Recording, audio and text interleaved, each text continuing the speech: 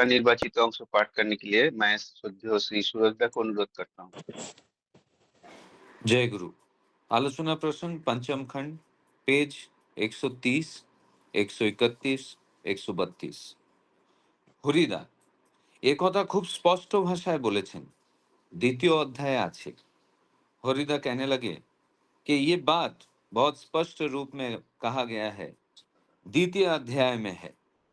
साध्यायेन व्रतेर हर्मे स्त्री विद्येन जया श्रुते महायज्ञस्य यज्ञस्य ब्राह्म्यम क्रियते तनु।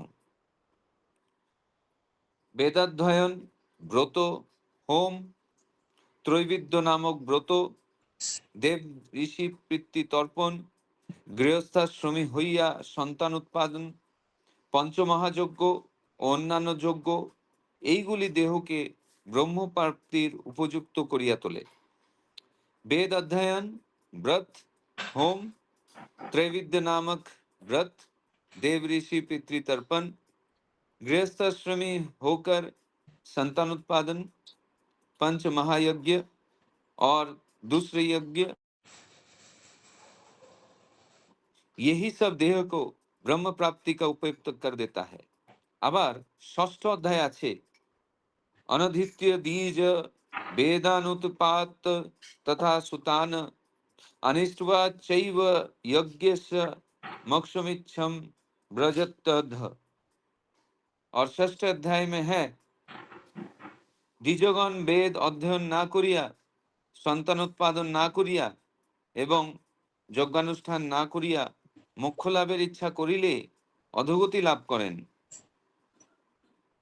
द्विजगण वेद अध्ययन न करके, संतान उत्पादन न करके और यज्ञ अनुष्ठान न करके मोक्ष लाभ की इच्छा करने पर अधोगति लाभ करता है। শ্রী ঠাকুর, তাহলে দেখো, मोक्षের সঙ্গে গারস্থ आश्रमेर कोनो विरोध नहीं। श्री ठाकुर कहने लगे, तो देखो, मोक्ष के साथ गृहस्थ आश्रम का कोई विरोध नहीं है, বরং গারস্থ আশ্রম বাদ দিয়ে মোক্ষ লাভের চেষ্টা করলে তাতে অধোগতির आशंका আছে। लेकिन गृहस्थ आश्रम को छोड़कर मोक्ष लाभ की चेष्टा करने पर उसमें अधोगति का आशंका है। কালিদা, প্রত্যেকেই বিয়ে থা করতে হবে, ঘর সংসার করতে হবে, আর কেউ চিরকুমার থেকে মোক্ষ লাভের চেষ্টা করলে তার অধোগতি হবে, এই কথা যিনিই বলুন ঠিক বুঝতে পারা যায় না। कालिदा ठाकुर जी से कह रहे हैं कि हर कोई शादी विवाह करना होगा, घर संसार करना होगा, कोई चिरकुमार रहकर मोक्ष लाभ की चेष्टा करने पर अधोगति होगा, ये बात जो भी बोले ठीक से समझ में नहीं आता है। সংসার করলেই যদি মানুষের ভালো হতো, তাহলে সংসারী মানুষের এত नीचता हीनता কেন? संसार करने से ही मनुष्य का भला होता, तो फिर संसारी मनुष्य इतना नीचता, इतना हीनता क्यों है? आध्यात्मिक उन्नति तो दूरेर कथा, बेशिरभागेरই तो अवनति होते देखा जाए। आध्यात्मिक उन्नति को तो दूर की बात है, ज्यादातर अवनति ही दिखाई देता है। শ্রী ঠাকুর, 2-4 জন হয়তো এমন থাকতে পারেন যাদের পক্ষে চিরকুমার থেকে नैष्ठिक ब्रह्मचारीर जीवन यापन कराई श्रेय। श्री ठाकुर कहने लगे कि 2-4 जन के लिए शायद से ऐसा रहना मुमकिन है, जिनके लिए चिरकुमार रहकर नैष्ठिक ब्रह्मचारी का जीवन पालन करना ही श्रेय है, किंतु सेटा साधारण नियमेर व्यतिक्रम। लेकिन ये साधारण नियम के व्यतिक्रम है। গারস্থ আশ্রমের গুরুদায়িত্ব কর্তব্যের ভিতর যারা আদর্শ ঠিক রেখে চলতে পারে, তারা অনেকখানি শক্ত ও পক্ত হয়। गृहस्थ आश्रम में गुरु दायित्व और कर्तव्य के अंदर आदर्श को ठीक रखकर जो चल सकता है, वो बहुत शक्तिशाली और पक्का होता है। আবার গারস্থ আশ্রমে প্রবেশ না করলে সুপ্রজনের সম্ভাবনা নষ্ট হয়ে যায়। একটা বংশে উন্নতি প্রগতির ধারাটা বন্ধ হয়ে গেলে তা যে প্রকারান্তরে ব্যক্তির, বংশের ও সমাজের অধোগতির কারণ হয়ে দাঁড়ায়, সে বিষয়ে কি কোনো সন্দেহ আছে? और गृहस्थ आश्रम में प्रवेश न करने पर सुप्रजनन की संभावना नष्ट हो जाता है। एक वंश में उन्नति प्रगति का धारा बंद हो जाने पर ये जो प्रकारांतर में व्यक्ति, वंश और समाज के अधोगति का कारण हो उठता है, इस विषय में कोई संदेह है क्या? কে জানে কার সন্তান ধারার ভিতর দিয়ে কালে কত বড় একজন বিরাট মানুষের আবির্ভাব হতে পারে? किसे पता है कि संतान धारा के द्वारा काल के उपरांत एक बड़ा कोई विशाल मनुष्य का आविर्भाव हो सकता है। से शुभ संभावना की नष्ट करा भालो? क्या वो ये शुभ संभावना को नष्ट कर देना अच्छी बात है? স্বার্থপরের মতো শুধু নিজের সারা সেরে গেলে হবে না। সমাজ সংস্কৃতির কথা ভাবতে হবে, সমাজের ভাবি কল্যাণের কথা ভাবতে হবে। स्वार्थपर के जैसा सिर्फ खुद का हो जाने पर हो गया, ऐसा नहीं होता है। समाज संस्कृति का बात सोचना होगा, समाज का भावी कल्याण का बात सोचना होगा। ये भावना इष्ट स्वार्थ प्रतिष्ठा संगे ही जड़ित। ये सोच इष्ट स्वार्थ प्रतिष्ठा के साथ ही जुड़ा हुआ है। স্বার্থপর খামখেয়ালে বা ঝামেলা এড়াবার জন্য এ ভাবনা থেকে বিচ্যুত হলে উন্নতির বদলে অবনতি, বিস্তারের বদলে সংকীর্ণতায় আসা সম্ভব। स्वार्थपर सोच या फिर किसी झमेले को इग्नोर करके चलने का ये जो भावना है, ये रहने पर उन्नति के बदले अवनति और विस्तार के बदले संकीर्णता ही आना संभव है। আর আমাদের শাস্ত্র তো এমন কথা বলেনি যে যেমন তেমন করে সংসার করলেই হলো।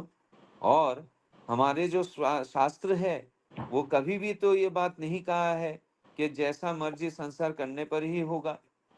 प्रथम चाই इष्टानुराग। पहला चाहिए इष्टानुराग। इष्टानुराग অধ্যুষিত, সুগঠিত, সংযত, বলিষ্ঠ চরিত্র যদি না থাকে, তাহলে বিয়ে থা করে ঘর সংসার নিয়ে মানুষের যে কি অবস্থা হয় তা তো চোখের সামনে দেখতেই পাচ্ছ। इष्टानुराग अध्युषित, सुगठित, संयत, बलिष्ठ चरित्र न रहने पर और शादी विवाह करने पर धन संसार लेकर मनुष्य का जो अवस्था हो रहा है ता तो तुम आंखों के सामने देख ही पा रहे हो। एके किंतु संसार बोले ना, इसे लेकिन संसार करना नहीं कहता है। তাই যাই করতে যাও না কেন, প্রথম লক্ষ্য হলো ইষ্টানুরাগ।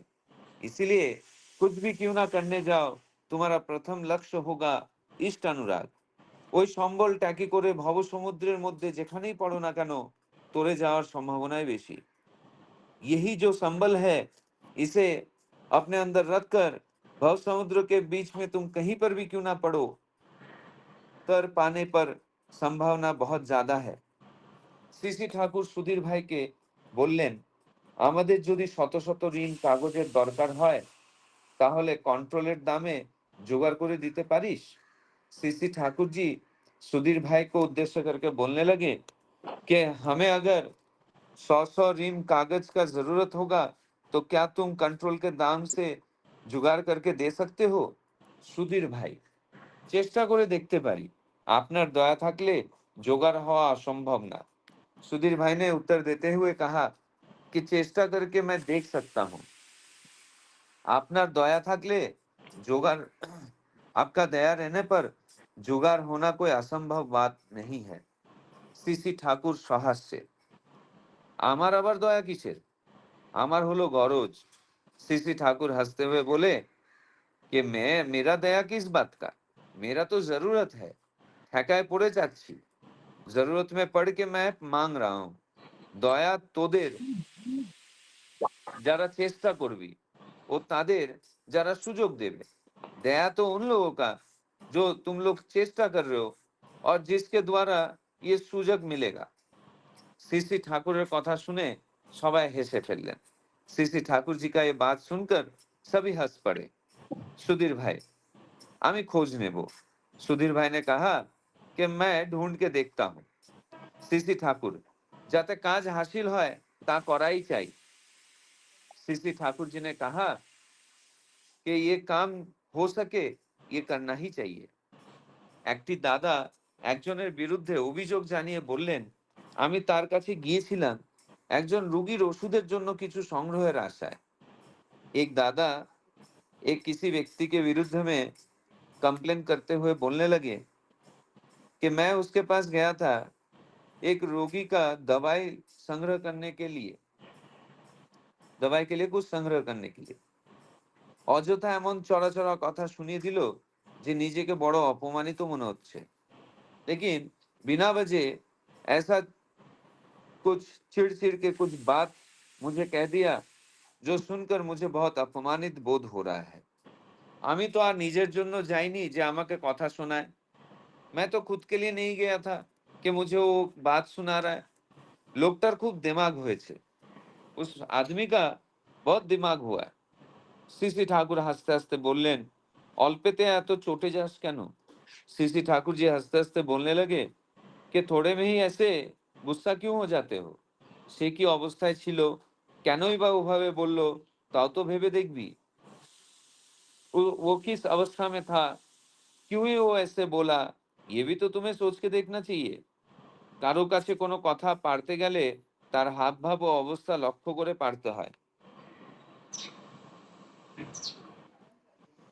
किसी के पास मांगने जाने का बात करने के लिए उसकी हाव भाव और अवस्था को लक्ष्य करके बात कहना चाहिए আর চাইতে হয় এমন করে যাতে মানুষ বিরক্ত না হয়ে উদ্দীপ্ত হয় উৎফুল্ল হয় অনুকম্পা পরায়ণ হয়ে ওঠে और चाहने जाने पर मनुष्य विरक्त होकर न उठे उद्दीप्त हो उठे उत्फुल्ल हो उठे अनुकंपा परायण हो उठे তোমার কথা শুনে মনে হচ্ছে তুমি নিজের জন্য চাচ্ছ না এই জন্য যেন মানুষের মাথা কিনে বসেছো तुम्हारी बातों को सुनकर ऐसा प्रतीत हो रहा है कि तुम खुद के लिए नहीं मांग रहे हो और इसीलिए तुमने लोगों का माथा खरीद लिए हो যার জন্যই বা যে জন্যই কারো কিছু কাছে কিছু চাও সেখানে তুমি প্রার্থী সেখানে তোমার জানা চাই কেমন করে তার সহানুভূতির উদ্রেক করতে হয়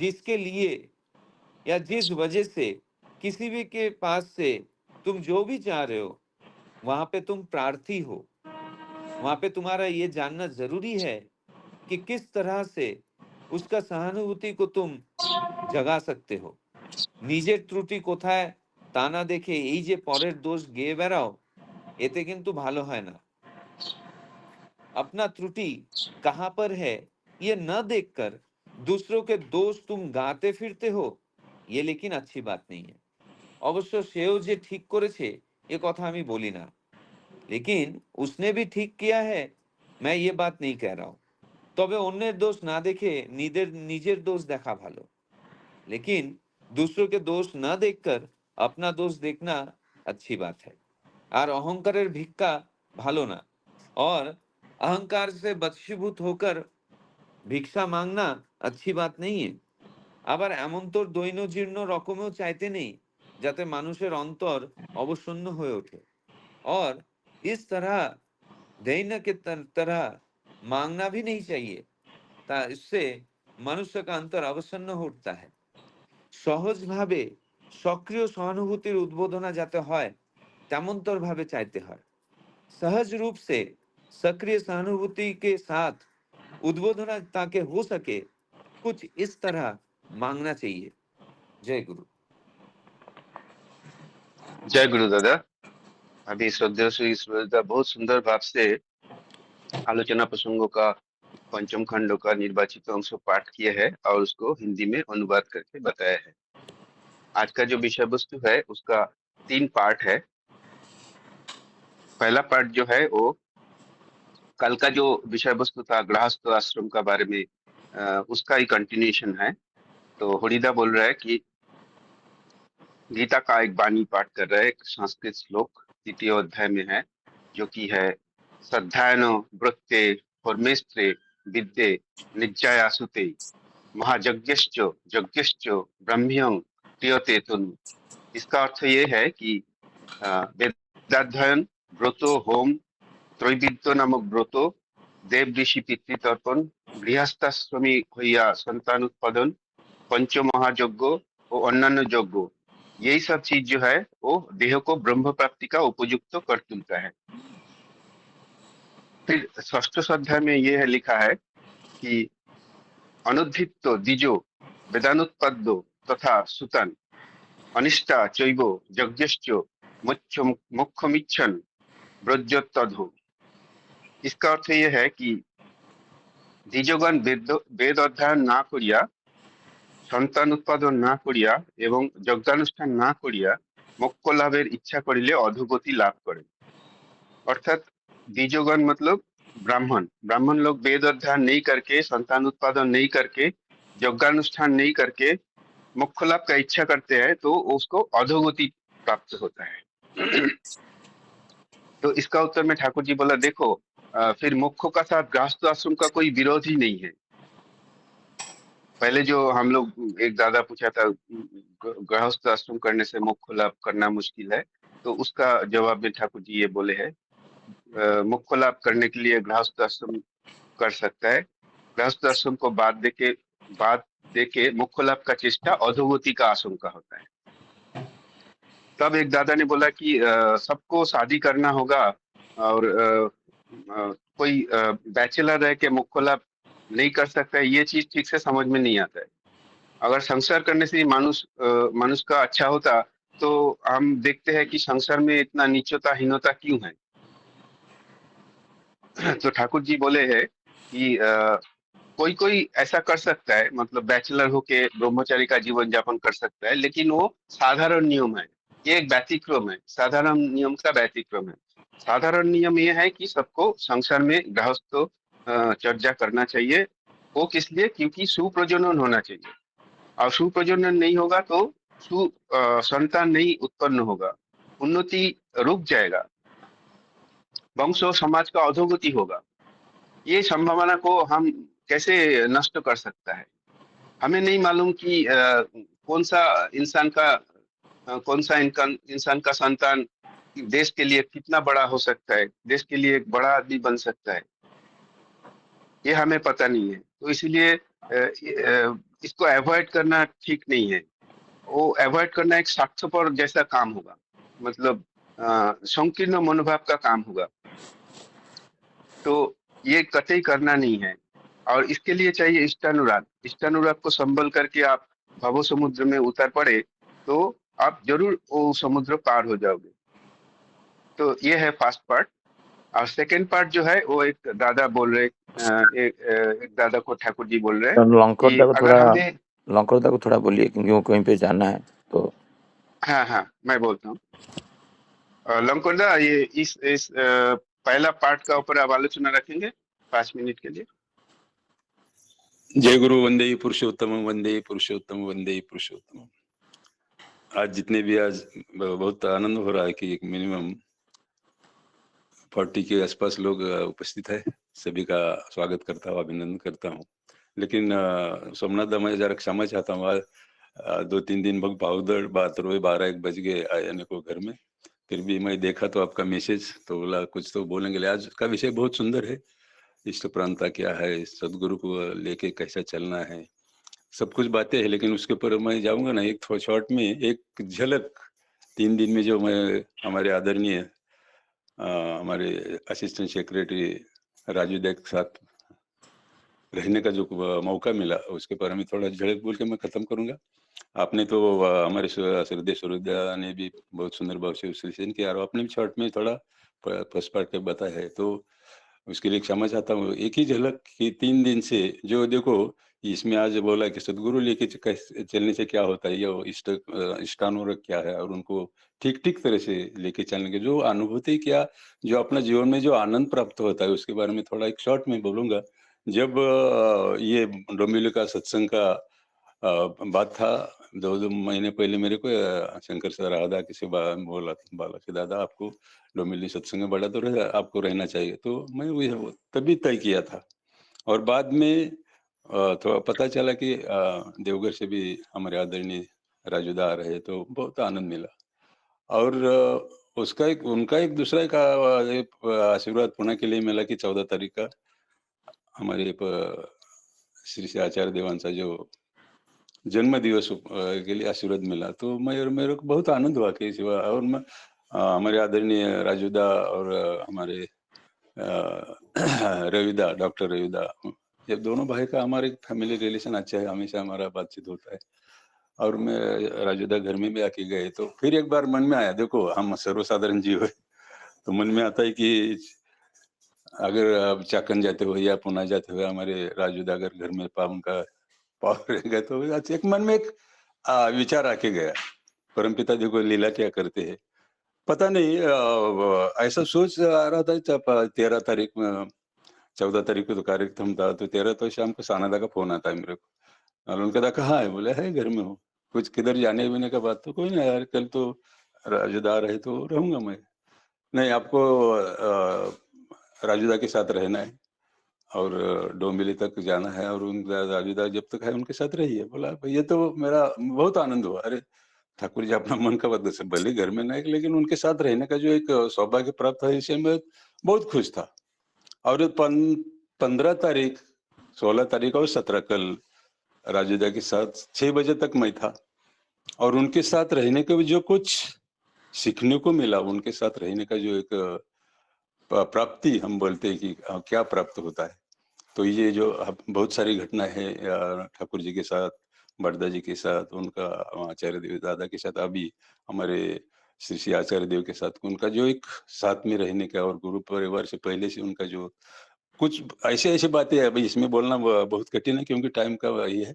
तो कहने का मतलब है कि उनके साथ रहने को एक बहुत बड़ा मेरे को एक सौभाग्य प्राप्त हुआ, और सीखने को मिला। और सीखने के उनका जो मैं पर्सनैलिटी देखता हूँ 3 दिन में, कि उनका एक सिंपल रहना, बोलना, चालना, ये जो बात है, कभी उनको गुस्सा नहीं देखा 3 दिन में।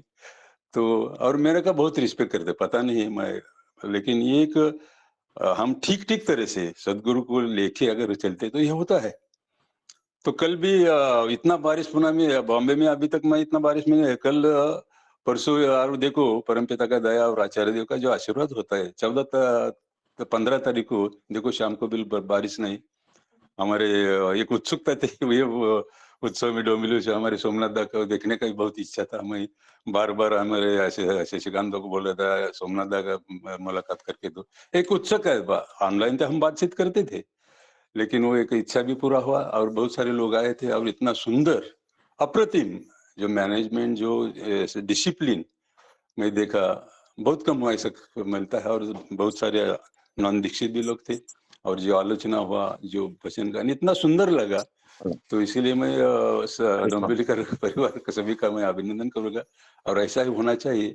और फिर देखो उस दिन बारिश नहीं, लेकिन रात में जो बारिश कंटिन्यू, कल सुबह बदलापुर में हम गए, बदलापुर में इतना भी बारिश, और उधर भी अच्छा, सबके साथ बारिश में भी सब माँ लोग आए थे, हमारे ज्योत्सना माँ भी थी वहाँ, उनको भी देख के भी अच्छा लगा। देखो बारिश होते हुए भी हम क्यों आते, कुछ तो भी सुनने को मिलेगा। आचार्य देव से अगर माध्यम से दादा आए तो बहुत सी बातें, फिर वहां से थाने का बात था, लेकिन इतना बारिश, और सरदे राजूदा बोले नहीं थाना नहीं जाएंगे, हम डायरेक्ट दादर जाएंगे।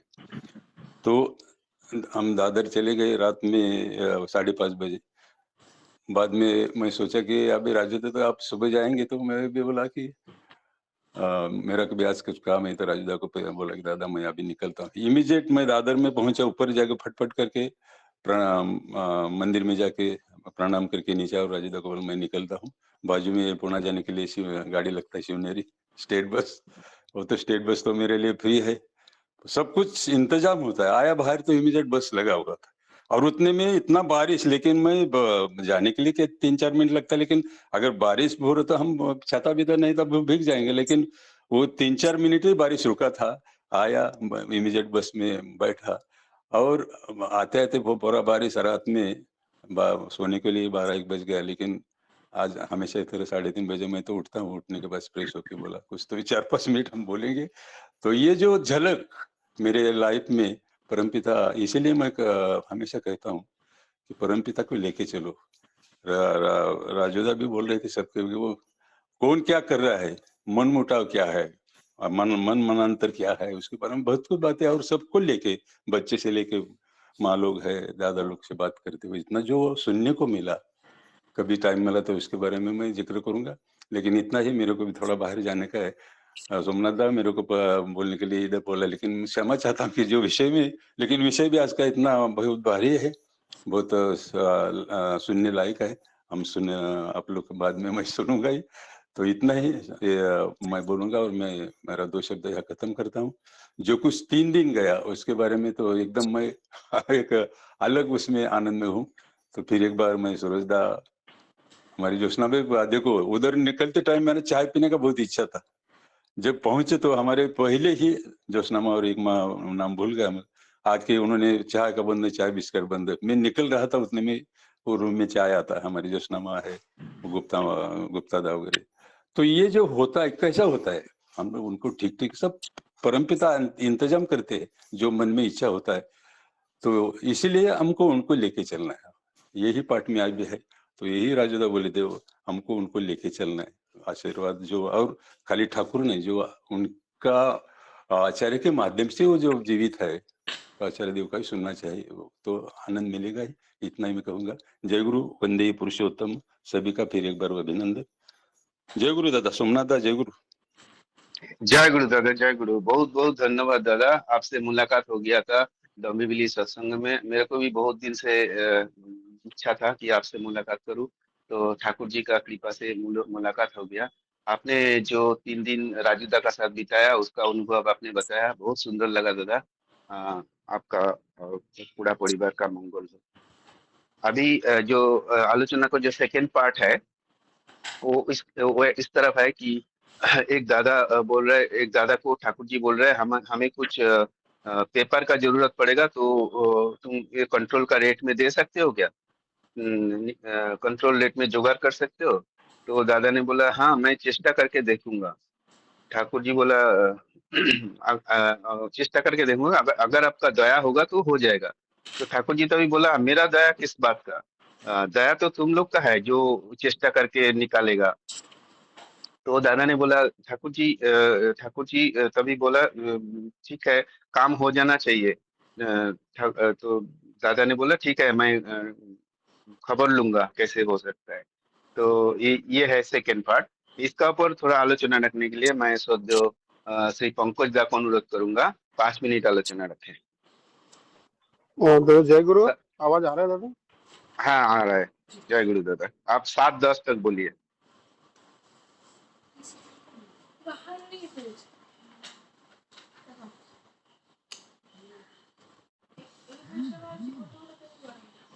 जय गुरु दादा, आपका आवाज नहीं आ रहा है।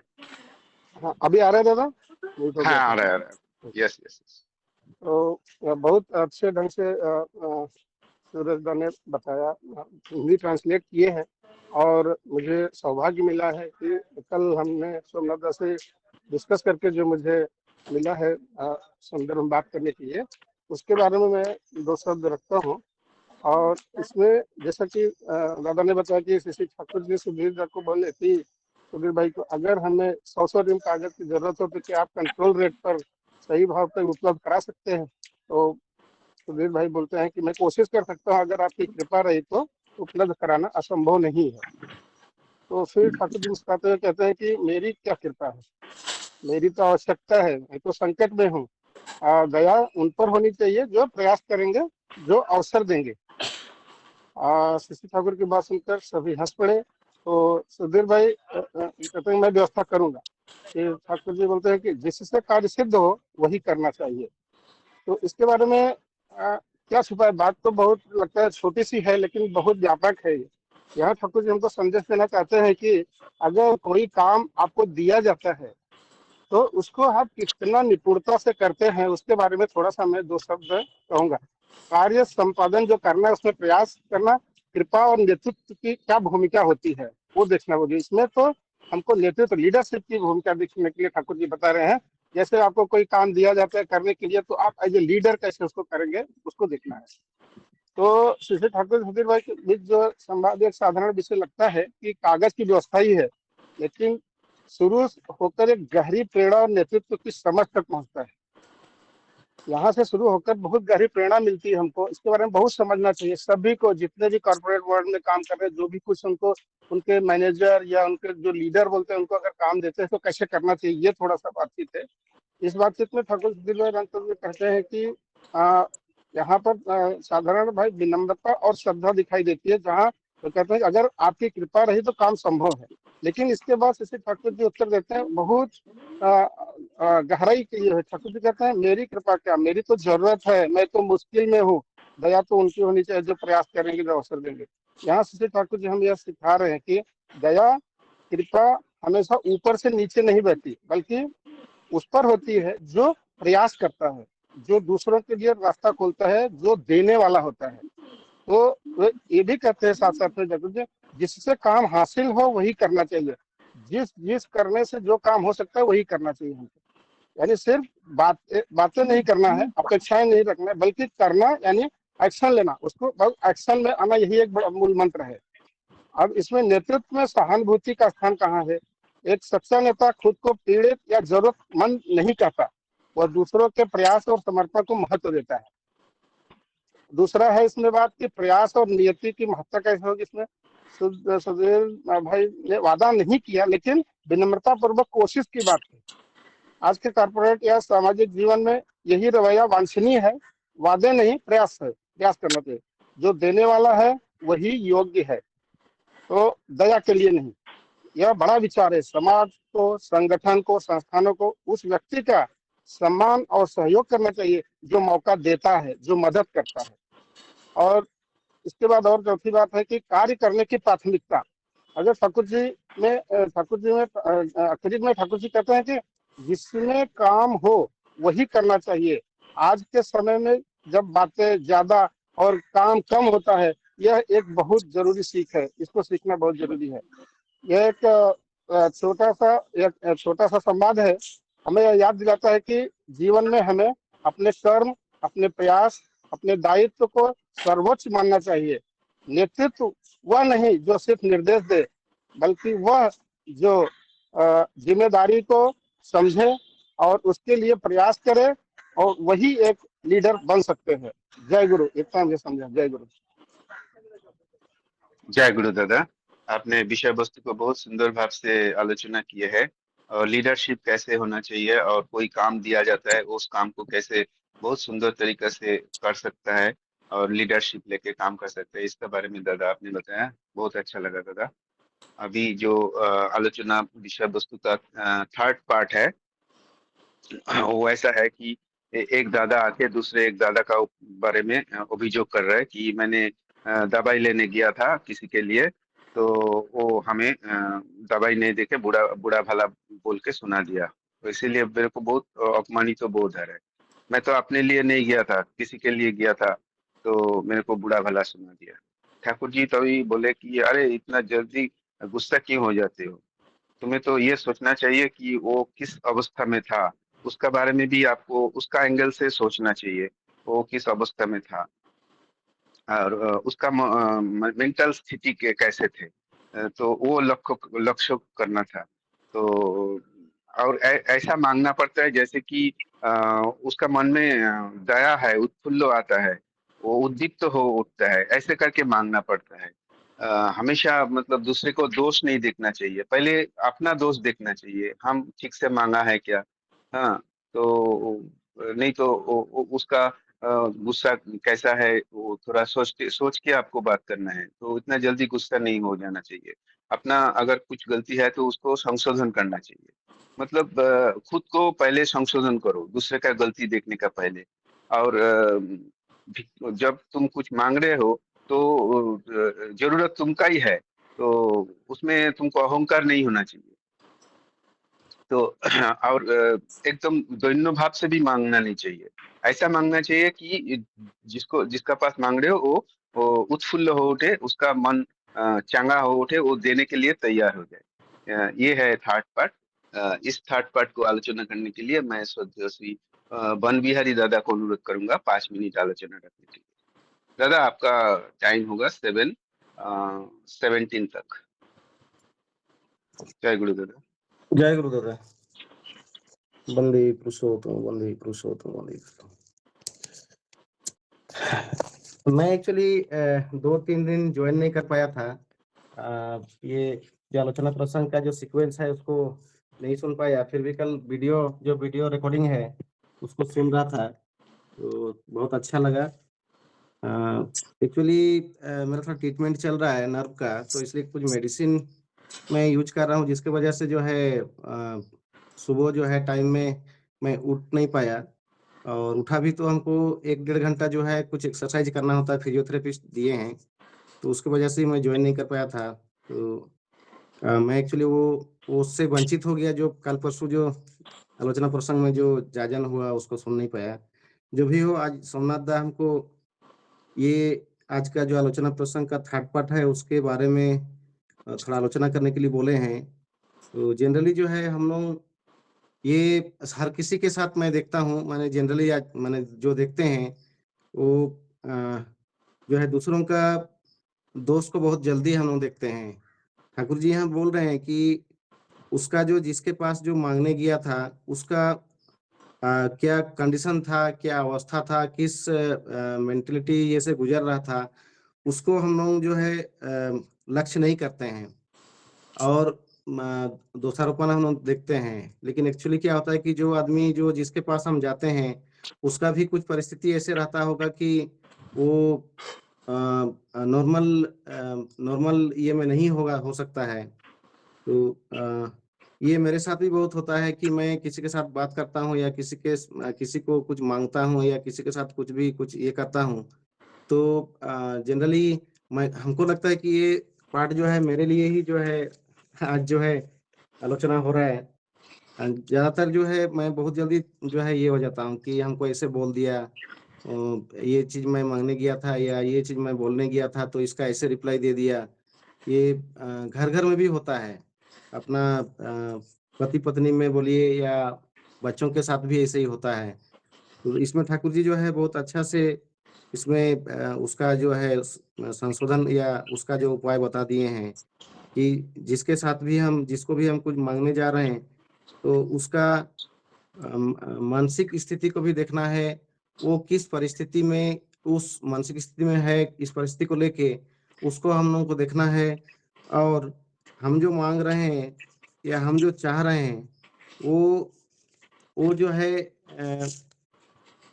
वो अहंकार जिसमें ना आए, और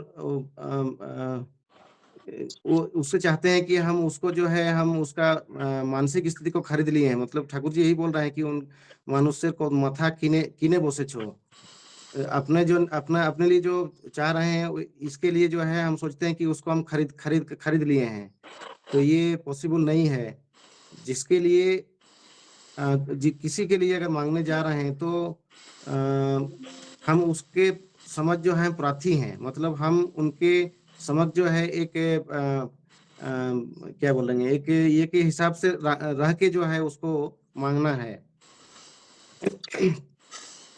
माने किस सहानुभूति से उसको जो है उस परिस्थिति में है, या क्या सोच रहा है, उसको जो है पहले उसको सहानुभूति देकर जो है हमको जो है उसके निवेदन करना चाहिए। उस अपना जो त्रुटि है उसको पहले जो है हमको देखना है। उस हम जो है किस ये से जो मेंटालिटी से उसको माँग रहे हैं या बोल रहे हैं, उसमें क्या मेरा त्रुटि है कि नहीं है, वो पहले हमको देखना है। तो हम लोग अपना त्रुटि देखते नहीं हैं कि हम जो है किस तरह से जो है उसको माँग रहे हैं, या हम किस तरह से, किस मेंटालिटी से या किस भाव से हम उसको माँगने जा रहे हैं या बोलने जा रहे हैं। उस उस उस तरह का जो बात बोलते हैं उसमें भी जो है वो आदमी जो सामने वाला आदमी जो है रिएक्ट करता है। तो अ, इस तरह से ये हो के अहंकार होके भिक्षा माँगना ठीक नहीं है, बोला ठाकुर जी। तो इसलिए जो है हमको जो है पूरा एक क्या बोलेंगे, पोलाइट होके, या अपने को जो है ये होके उसके पास जाना चाहिए, जिससे कि वो उद्बुद्ध हो देने के लिए, और खुशी पूर्वक जो है वो हम जो चाह रहे हैं उसका फुलफिल करे। यही है आज का जो ये थर्ड पार्ट का जो दादा बोलने के लिए बोले। इतना तो ज़्यादा विस्तृत रूप से मैं इसको नहीं बोल पा रहा हूँ। जो शब्दार्थ है उसी को लेके ही मैं बोल पा रहा हूँ। तो मैं क्षमा चाहता हूँ, इतना ही बोलकर अपना वक्तव्य समाप्त करता हूँ। जय गुरु। जय गुरु दादा। आपने बहुत सुंदर भाव से ये आलोचना की है। ये हम लोग का सभी को ये ऐसा सिचुएशन फेस करना पड़ता है। और कभी हम अपना हम दूसरे को दोष दे देते हैं, लेकिन हम अपना जो दोष है, अपना जो त्रुटि है वो नजर नहीं करते हैं। तो ऐसा, और उसको कैसे टैकल किया जाए इसका बारे में भी ठाकुर जी बता दिए हैं। तो बहुत सुंदर भाव से आलोचना हुआ है। तो अभी इस जो तीनों पार्ट है इसको समराइज करने के लिए मैं श्रद्धेय श्री मोनिश दा को अनुरोध करूंगा आलोचना करने के लिए। जय गुरु। जय गुरु। वंदे पुरुषोत्तम, वंदे पुरुषोत्तम, वंदे पुरुषोत्तम। ये जो आज का जो फर्स्ट पार्ट है, ये एक सांघातिक बात है। जो हरिदा संस्कृत के 2 श्लोक बोले तो दोनों परस्पर विरोधी है। तो ये बड़ा गहन विषय है, इसमें तो कोई दो राय नहीं। लेकिन ठाकुर जी उसके ऊपर क्या बोले हैं वो बड़ी महत्वपूर्ण बात है। जैसे हरिदा ने जो श्लोक बोले हैं उसमें बोल रहे कि वेदोध्ययन, व्रत, होम, त्रैविद्य नामक व्रत, देव, ऋषि, पितृतर्पण, गृहस्थाश्रमी होया, संतानोत्पादन, पंचमहायज्ञ और अन्यान्य यज्ञ, এইগুলি देहके ब्रह्म प्राप्तिर उपयुक्त करिया तोले। मतलब ये सब जो बोला गया है, ये सब करके और संसारी हो करके जब आदमी रहता है तो ये ब्रह्म प्राप्ति को, मतलब एक व्यक्ति को ब्रह्म प्राप्ति उपयुक्त बना देता है। और जो दूसरा जो है उसमें बोला गया है द्विजगण। एक्चुअली द्विजगण जैसे आप समझते हैं कि जिनका दीक्षा हुआ है या जिनका जिसको पोयता बोलते हैं बांग्ला में, या मराठी में उसको जानव जो बोलते हैं, जिनका व्रतबंध हुआ है उनको द्विज बोला जाता है। लेकिन वो कोई ब्राह्मण हो ऐसा जरूरी नहीं। कल मिश्रादा के साथ में बात हो रही थी, महेंद्र मिश्रादा के साथ में, तो उन्होंने बोला कि ये ब्राह्मण, क्षत्रिय, वैश्य तीनों ही हो सकते हैं। तो ये जो द्विजगण है, वेद अध्ययन नहीं करके और संतानोत्पादन ना करके और यज्ञ अनुष्ठान ना करके मोक्ष लाभेर इच्छा कर लिया, अगर ये सब नहीं करके अगर मोक्ष लाभ का इच्छा करते हैं तो अधोगति ही लाभ करना, मतलब उसका जो पॉसिबिलिटी है वो ज्यादा होता है। तो उसके बाद में ठाकुर जी जो उसके ऊपर बोल रहे कि इसका मतलब है कि मोक्ष का और गृहस्थाश्रम का कोई विरोध नहीं है, बल्कि गृहस्थाश्रम में ना जाकर के मोक्ष लाभ का चेष्टा करले तो ताते अधोगतिर आशंका आछे। इसका मतलब है कि अगर ये सब नहीं करके और अगर मोक्ष प्राप्ति के लिए जाने की अगर कोशिश करते हैं तो उसमें अधोगति होने की ही आशंका ज्यादा है, संभावना ज्यादा है। तो ये जो बात है, ये इसके पीछे क्या कारण हो सकता है, ये जो मैं जो समझा कि हर एक व्यक्ति के अंदर काम, क्रोध, लोभ, मद, मोह, मत्सर, ये सारा का सारा चीज जो है भरा हुआ है। लेकिन ईश्वर ने हमको जो, मतलब एक मनुष्य जो बनाया या एक जीव जो बनाया, मैं मनुष्य नहीं बोलूंगा, सभी जीवों के अंदर ये होता है। तो मनुष्य के अंदर खास करके क्यों? क्योंकि बाकी जो जानवर है, बाकी जो जंतु जानवर है, उनमें वो लोभ है और मत्सर है, वो उनका एक मतलब एक ही तरह का देखा जाता है। लेकिन मनुष्य में इसका बहुत वैरायटी इसका बहुत सारा शेड्स देखा जाता है और इसके चलते हम लोग मतलब एक एक व्यक्ति का जो बिहेवियरल पैटर्न है वो अलग अलग है, लेकिन इसको कंट्रोल में रखना,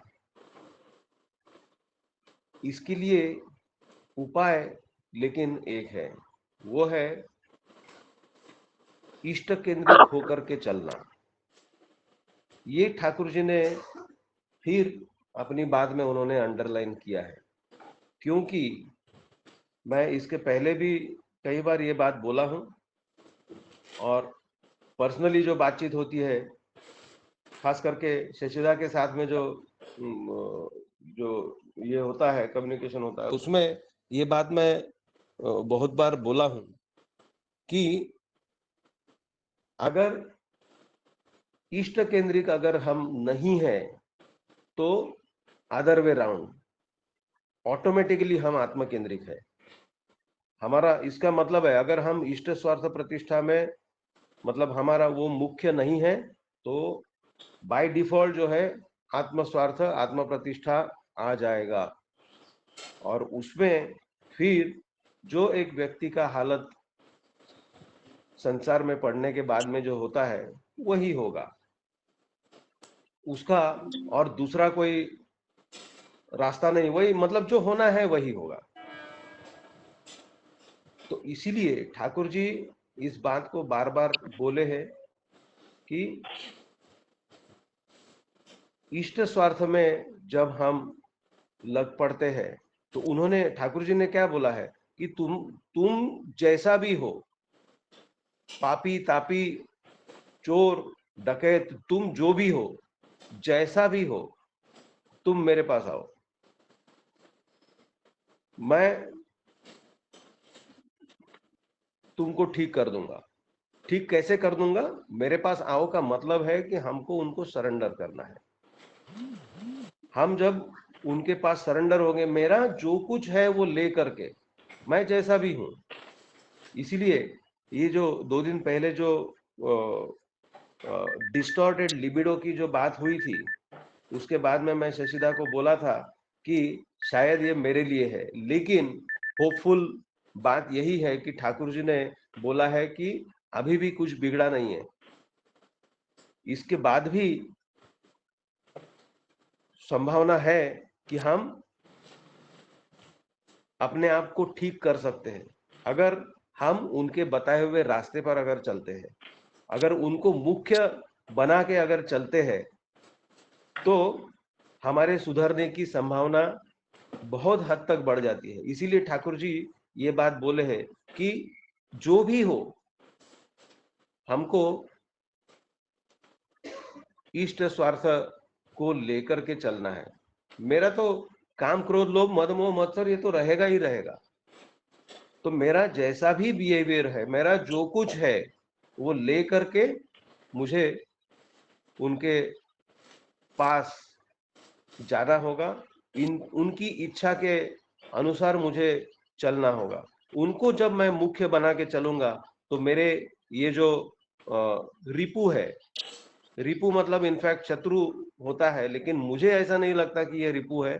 मुझे ऐसा लगता है कि ये हमारी ताकत है, ये हमारे इंस्ट्रूमेंट्स है। इनके नहीं रहने से हम कुछ परफॉर्म कर नहीं पाएंगे, तो इनको लेकर के ही। लेकिन अगर इष्टानुराग नहीं है, इष्ट स्वार्थ को हम मुख्य बना के नहीं चलते हैं, तो हम आत्म स्वार्थी बन जाएंगे, आत्म प्रतिष्ठा ही हमारा मुख्य हो जाएगा, ये ऑब्वियस है। और अगर ऐसा हुआ तो हम गड्ढे में जाएंगे, ये बिल्कुल संभव है। और यही बात आज के जो आलोचना है इसके अंदर आया है, जो मैं समझा हूं। सोमनाथ दास जो मुझे जो समझ में आया वो बात मैंने आज रखा है। सभी को जय गुरु। जय गुरु दादा, बहुत सुंदर भाव से आपने आलोचना किया फर्स्ट पार्ट को। अभी मैं शशिदा को अनुरोध करूंगा थोड़ा आलोचना रखने के लिए। जय गुरु शशिदा। जय गुरु। सोमनाथ दा मनीष दा तो समराइज कर चुके हैं ऑलरेडी, और जरूरत होगा और आलोचना रखना। जो सेकंड एंड थर्ड पार्ट है वो उसको थोड़ा आप आलोचना रखें।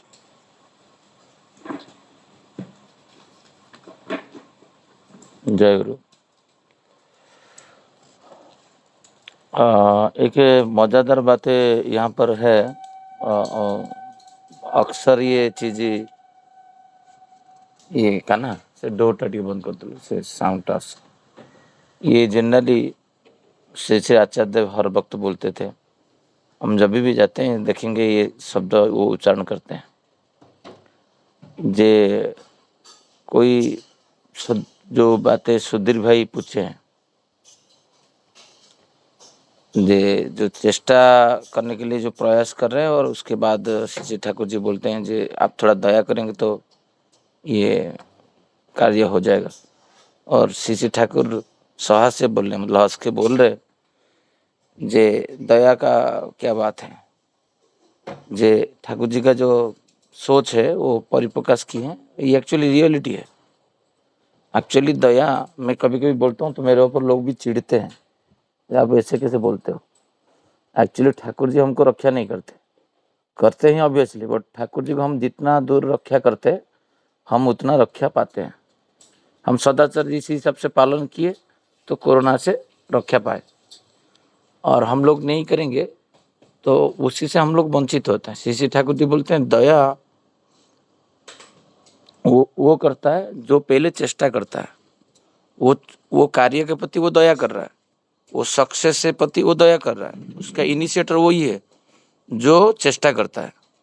कोई भी कार्य हो, किसी का जीविका नहीं हो, बिजनेस स्टार्ट करता है, स्टार्टअप करता है, तो वो बिजनेस के प्रति कौन दया करता है? ईश्वर करते हैं कि वो करता है? जब तक वो करेगा नहीं, ईश्वर दया कर पाएंगे? कभी भी नहीं कर पाएंगे।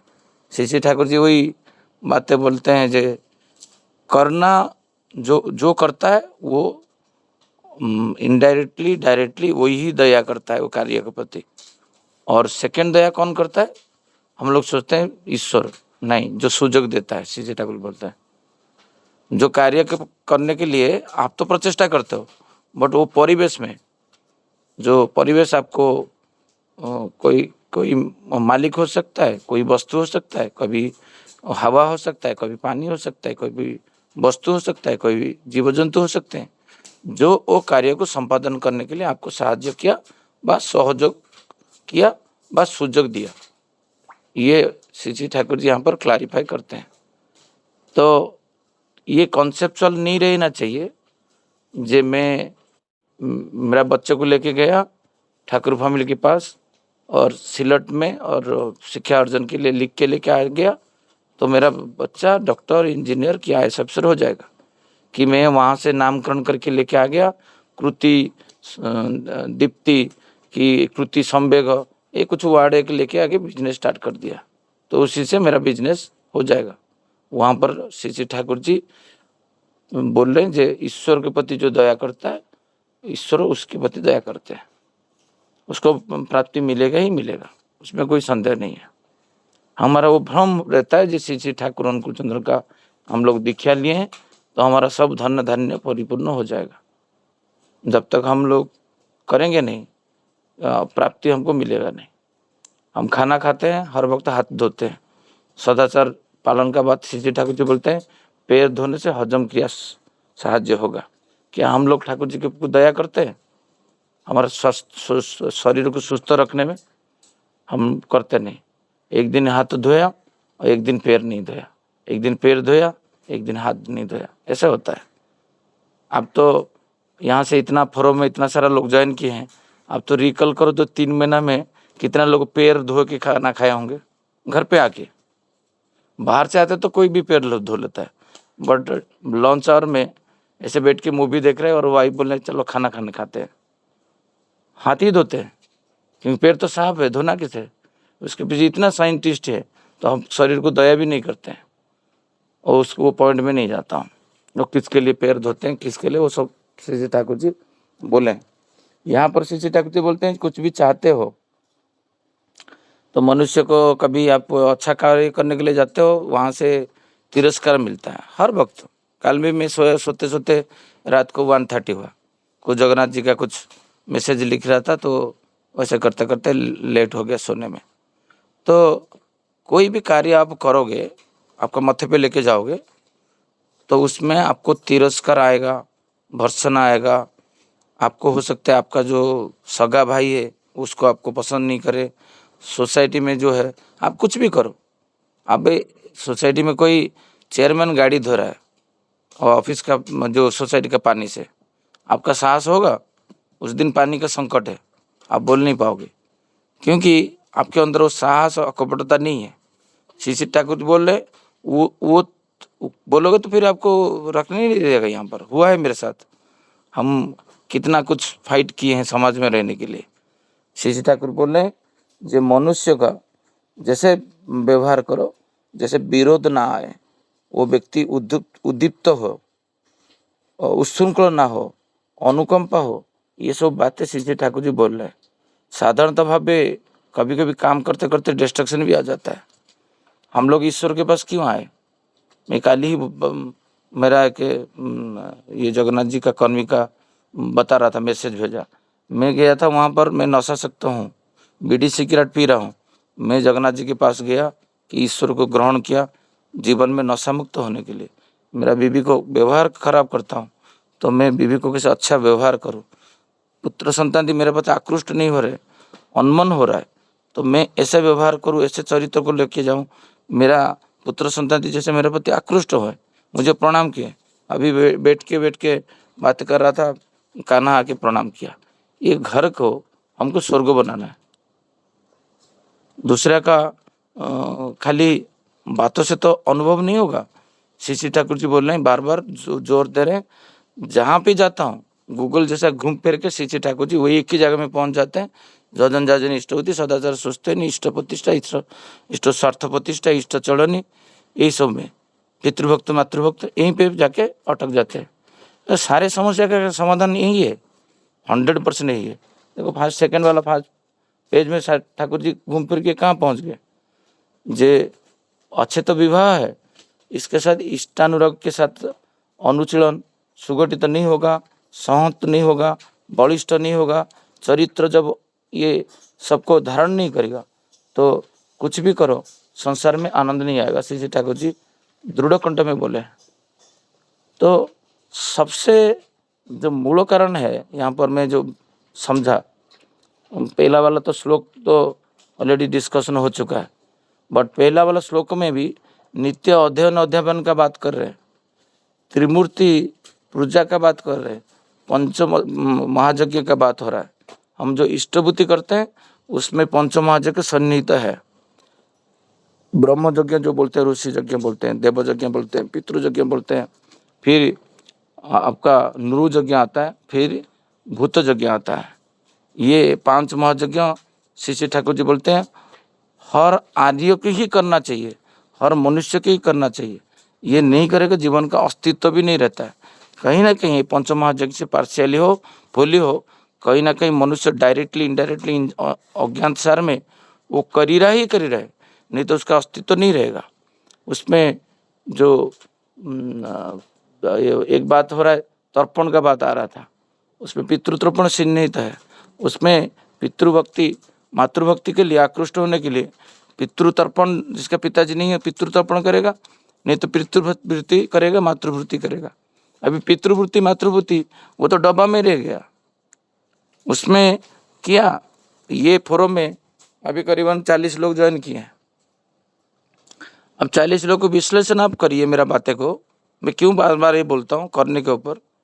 हमारा सुनना और बोलना जितना होता है, करना बहुत कम होता है। जब मैं सुना पितृभक्ति मातृभक्ति पितृ को दिया जाता है, और उसको नहीं दोगे तो आएगा विपद गंजना। ठाकुर बोल रहे पितृ हो गया इष्ट उसके लिए, और वाणी तो आलोचना कर दिए। और इष्ट को जैसे हम लोग इष्टबुद्धि भेज देते हैं, पितृवृत्ति मातृवृत्ति करके उसको डब्बा में रखोगे भी विपद आएगा। ये मैं सोच के हैरान हुआ जब ठाकुर जी का अनुसूति वाणी पढ़ा।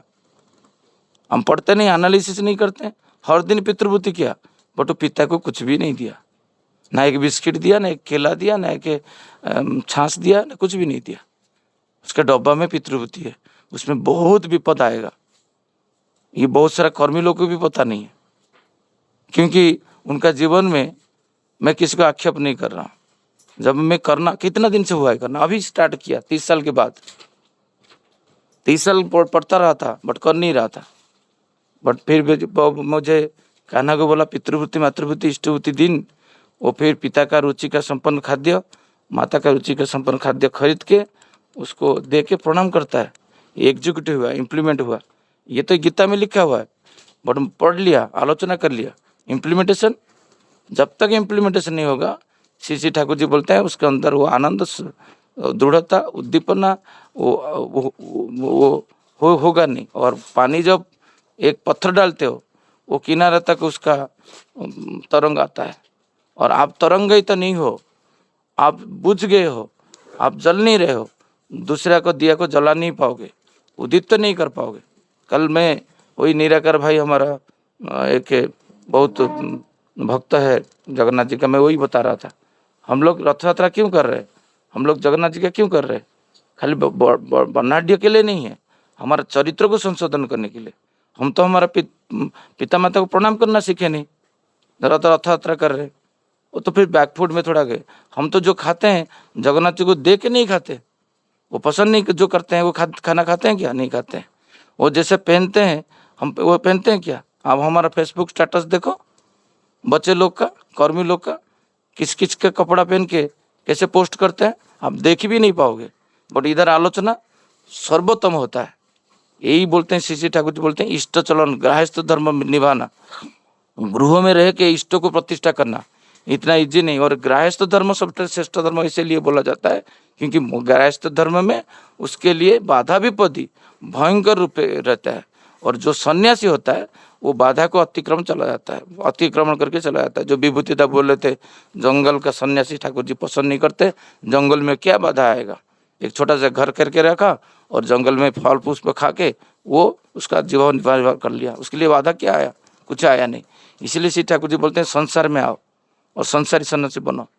जो संसार कार्य करते करते इष्टों को लेके चलो हर जगह में। बहुत भूल त्रुटि मेरा होता है, बट मैं खुद को नियंत्रित करूँगा, संशोधन करूँगा, उसी में मेरा योग्यता बढ़ेगा, उसी में मेरा आनंदित होगा। जो रिवर्स केस बोले हैं, संतान संतति नहीं करना गृहस्थ धर्म का विपत्ति है। आजकल तो संतान संतति नहीं करने के लिए डिवोर्स होता है। ये तो आश्चर्य, आप सुन के मेरे से आप बिलीव भी नहीं करोगे। हस्बैंड वाइफ आजकल विवाह करते हैं और कभी हस्बैंड बोलता है संतान नहीं करना है, कभी वाइफ बोलता है संतान नहीं करता है। प्रैक्टिकल केस मेरे पास है, डिवोर्स हो चुका है। और ये भी आसपास में मुंबई में कितना स्टडी आता है मेरे पास जब मैं संसार में उतरता हूँ। आप सोचो तो विवाह किसके लिए किए हैं? उन्नति के लिए, सुप्रजनन के लिए। विवाह का कल मेरे साथ एक लेडी आ रहा था, मैं प्रज्ञा को बोला था, सिंगल गाड़ी में कोई नहीं थे, मैं एक आलोचना में ज्वाइन किया था। वो विवाह के बारे में पूछ रहा था, अनमैरिड थी, तो मैं उसको समझा रहा था। बोले हमको तो ये सब चीज़ पता नहीं है, what is eugenics, what is सुप्रजनन। तो मैं उसको इंग्लिश में बीच बीच में समझा रहा था क्योंकि हिंदी तो उसका अंडरस्टैंडिंग अच्छा नहीं था। तो यही बात है, हम परिवेश में बताते नहीं, सुजग नहीं मिलता है हमको बहुत सुजग मिलता है, और हम परिवेश में बताते हैं कि ठाकुर जी की बातें को, तो सीखेंगे कैसे?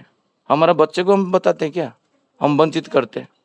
कितना लड़की लोग अभी शादीशुदा है जिसको पता नहीं हुआ गोत्र क्या है, वर्ण क्या है, विवाह क्यों करना होता है। कॉलेज में गया, किसी के प्रति आकर्षित हुआ और जिद्दी पकड़ के बैठ गया, पापा इसी को बात शादी नहीं कराओगे तो मैं सुसाइड कर दूंगा। फिर देखा तो प्रतिलोम विवाह हो गया। कितना होता है मुंबई में परिवेश में, विवाह से पहले मोबाइल फोन दे देते हैं लड़का लड़की का, और उसके साथ वो विवाह संबंध में बहुत आगे चला गया, और जाने के बाद देखा गया उसका कुछ मैचिंग नहीं हो रहा है, फिर विवाह तोड़ देते हैं। नहीं होता ये सत्संग जगत में कि वही जगत में उसका जीवन दुखमय हो जाता है, डिप्रेशन में चला जाता है। इसलिए राजूदा बोले थे तुम्हारा बच्चे लोग को हीनमान्यता पथ में उनको ऊर्जा बना करो, उद्दीपना दो, उसका वैशिष्ट को निरीक्षण करो, वैशिष्ट को वर्धन पथ में उसको लेके जाओ। तो ये जो बातें श्री ठाकुर जी बोल रहे, जो नित्य करने के लिए, जो पितृभूति नहीं कर रहे पितृभूति करे, जो मातृभूति नहीं कर रहे मातृभूति करे, जो पितृतर्पण नहीं कर रहे वो पितृतर्पण करे, जो सोचते नहीं, जो चरणामृत नहीं पी रहे वो पिए। हर क्षेत्र में श्री ठाकुर जी बोलते हैं तुम जीतखोर बन जाओ, तुम कठोर तपस्या परायण बन जाओ। किसके लिए? खुद के लिए, स्त्री के लिए, बच्चे के लिए, परिवेश के लिए नहीं। जब आप निष्ठावान बनोगे, उस खुद के ऊपर डालोगे, दिन पता चलेगा जी हाँ मैं 1:30 बजे सोया, 2 बजे सोया, बट आज प्रार्थना में नहा धो के जैसे करता था मेरा व्यतिक्रम नहीं। इसलिए सौंदर्यता और आनंद तब आएगा जब आप एक में शरण होंगे। मैं ठाकुर जी को पकड़ा हूँ तो जगत में शरण हो चुका हूँ, क्योंकि उनको साथ युक्त हो चुका हूँ। और क्रमागति और स्पॉन्टेनियस ये होना चाहिए। तीव्रता नहीं आएगा, क्रमागति नहीं रहेगा तो जीवन में आनंद नहीं रहेगा। गृहस्थ दिवस ठीक कैसे होगा? बट वाइफ कुछ आपका त्रुटि देख लिया तो आप तो वाइफ को हाथ उठा दोगे। वाइफ आप खाना खा रहे हो, एक बढ़िया मूवी, साउथ इंडियन मूवी देख रहे हो, बैठ के जाके बंद कर दे तो आपका वाइफ, आप उठ के चले जाओगे। ये होता है दैनंदिन जीवन, और इसको नियंत्रित करना। श्री ठाकुर जी बोलते हैं जब तक आप जीवन में इष्ट को नहीं पकड़ते हो, कैसे पकड़ोगे? जैसे बोले हैं नामधान, इष्टभूति, प्रार्थना, स्वतोनुज्ञा को चरित्रार्थ करना, वो नहीं तब तक करोगे तब तक हमारा गृहस्थ जीवन भी सठिकता नहीं आएगा। हम जितना परिमाण में दया दिखाएंगे, उनको रक्षा करेंगे, उतना परिमाण में हम दयावान, वो हमारा प्रति दया दिखाएंगे, हमको रक्षा करेंगे। इतना बोल के आज का आलोचना को यहीं पे विराम देता हूँ। जय गुरु सबको। जय गुरु दादा, बहुत सुंदर आलोचना किए है। सब ठाकुर जी ने जो दिशा दिया है वही सब समस्या का समाधान है। तो आज का आलोचना यही समाप्त होता है। जय गुरु सबको, जय गुरु। जय गुरु दादा, जय गुरु। जय गुरु।